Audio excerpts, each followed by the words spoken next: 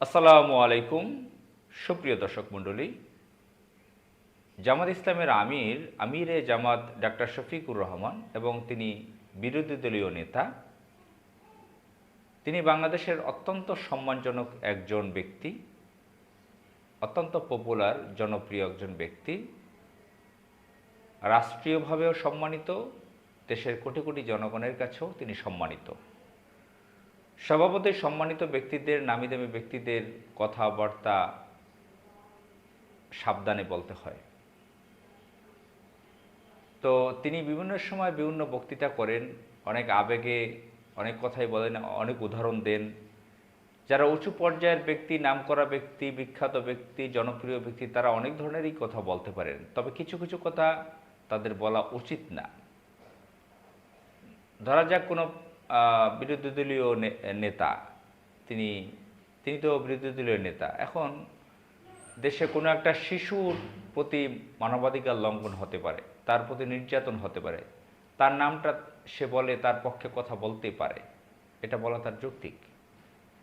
কোনো একটা নারী, সে যখন ধর্ষিত হবে, মানবাধিকার লঙ্ঘনের শিকার হবে, তার নামটা উচ্চারণ করে তার পক্ষে কথা বলতে পারে সংসদে বা বাহিরে বিভিন্ন জায়গায়, সেটা ঠিক আছে।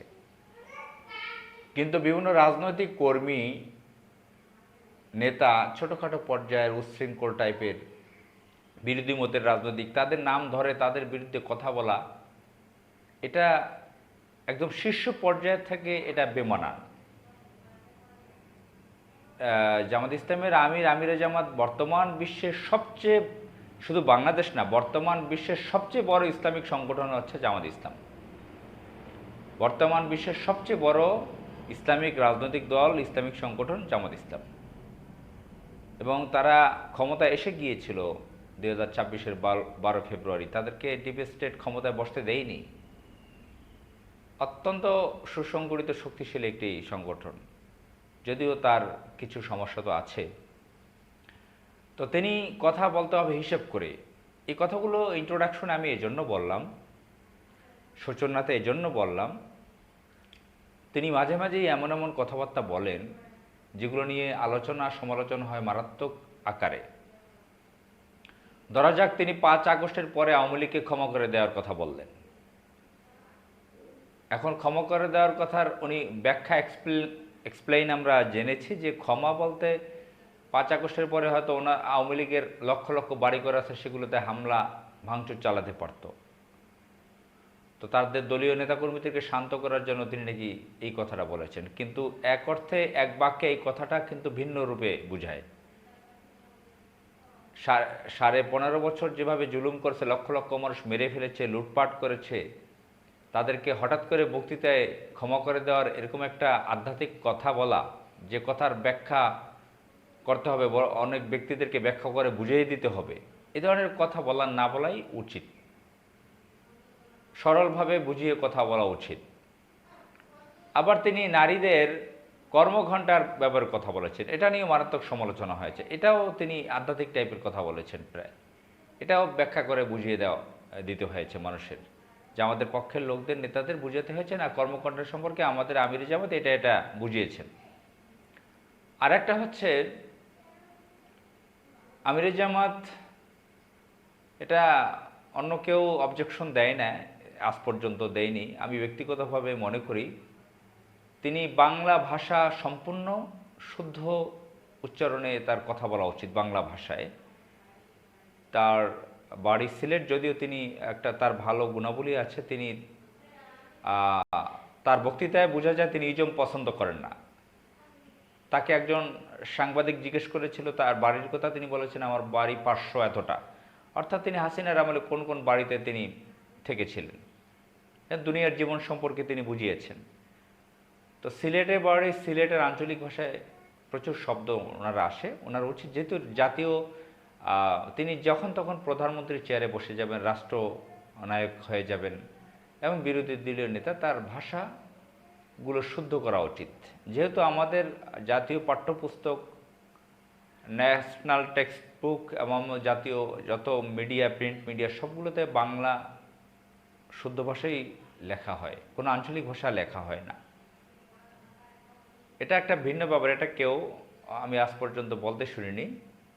আচ্ছা, আরেকটা ব্যাপার হচ্ছে যে তিনি সম্প্রতি যেটা বলেছেন, যেটা নিয়ে বেশি সমালোচনা হয়েছে, যে উদ্দেশ্যে আজকে কথা বলা, সম্প্রতি তিনি আহ, আপনার ঝিনাইদহ এলাকায় বাড়ি, রাশেদ খান নামের এক যুবক মারাত্মক ধরনের উচ্ছৃঙ্খল এবং যেটাকে এখন আমরা বেয়াদব বলা হয়, চরম লেভেলের বেয়াদব, শেখ হাসিনার পুত্র হিসেবে পরিচিত নুরুল হক নুরু এবং এই রাশেদ খান, তাদের গণ অধিকার নামের একটা রাজনৈতিক প্ল্যাটফর্ম ছিল। হাসিনার আমলে তারা লাইসেন্স পেয়েছে রাজনৈতিক দলের। শেখ হাসিনাকে তারা মা ডেকেছিল, শেখ হাসিনার আওয়ামী লীগের পক্ষের লোক ছিল তারা। বিভিন্ন বক্তৃতায় সেগুলো প্রমাণ, প্রুফ, এভিডেন্স রয়ে গেছে। শেখ হাসিনার লোক, আওয়ামী লীগের লোক, ছাত্রলীগের লোক। 5 আগস্টের পরে তাদের সব কিছু পরিবর্তন হয়ে গেছে। নুরুল হক নুরুর, রাশেদ খান, নুরুল হক নুরুকে প্রতিমন্ত্রী বানিয়েছে 2টি মন্ত্রণালয়ের তারেক রহমান। তার দলের অনেক পোরখাওয়া নেতাদের মন্ত্রী না বানিয়ে, প্রতিমন্ত্রী না বানিয়ে ওই ছেলেকে বানিয়েছে যে শেখ হাসিনাকে মা ডেকেছিল। এবং বিএনপির বিরুদ্ধে তার প্রচুর কথা ছিল, বিএনপি ক্ষমতায় আসলে এই হবে সেই হবে, অর্থাৎ নেগেটিভ, নেতিবাচক বুঝিয়েছেন। আবার এই রাশেদ খান, সেও বিএনপির বিরুদ্ধে প্রচুর কথা বলতো।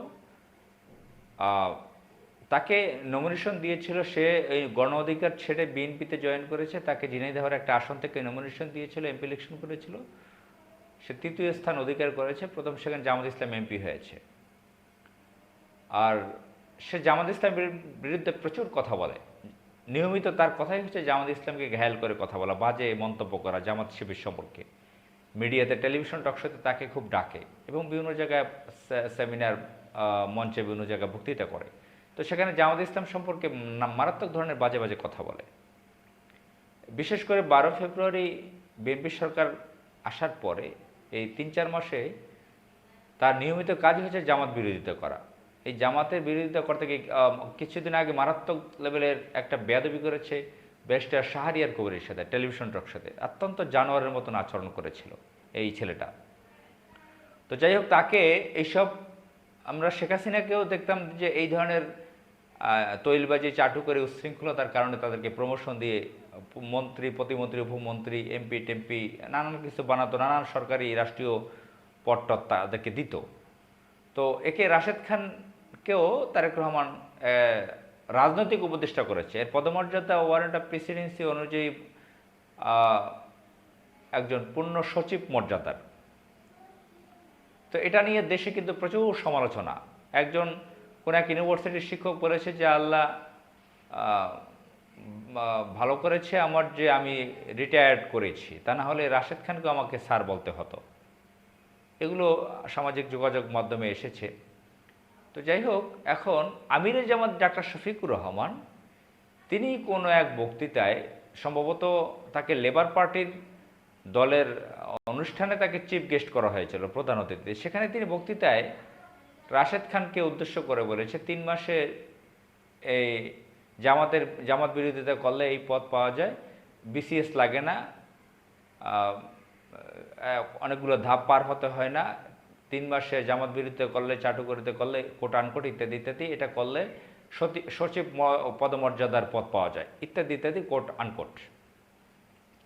তো এই কথাটা নিয়ে প্রচুর সমালোচনা হয়েছে। এটা আমি মনে করি জামাত ইসলামের আমিরের বলাটা অনুচিত। এই কথার মাধ্যমে তিনি এই বিশ্বের সবচেয়ে বড় ইসলামী সংগঠন, ইসলামিক রাজনৈতিক দল জামাত ইসলামকে তিনি ছোট করলেন।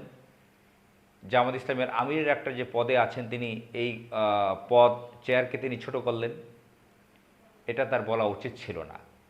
কারণ এই কথা বলার জন্য জামাত ইসলামের 3য় লেয়ারের কোনো ব্যক্তিই যথেষ্ট ছিল, 3য় পর্যায়ের, 3য় কাতারের কোনো নেতা কথা বলেই যথেষ্ট ছিল। জামাত ইসলামের মতন শীর্ষ পর্যায়ের আমির,